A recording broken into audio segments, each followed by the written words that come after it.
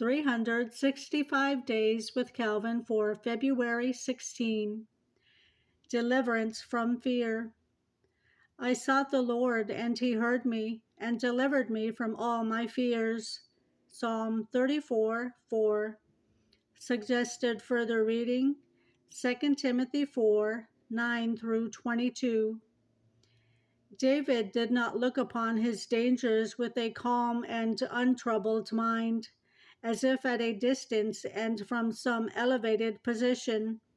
He was grievously tormented with innumerable cares, and justly spoke of his fear and terror. By saying fears, he reveals he was greatly terrified, not by one, but by a variety of distracting troubles.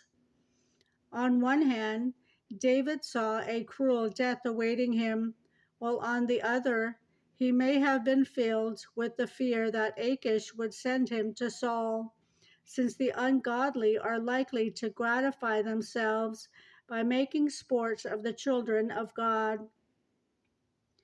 David had already been betrayed once, and might well have concluded that even if he escaped, the hired assassins of Saul might be lying in wait for him on all sides.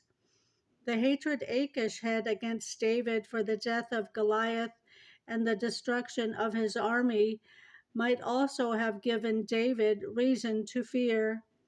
Achish might wreak his vengeance upon David.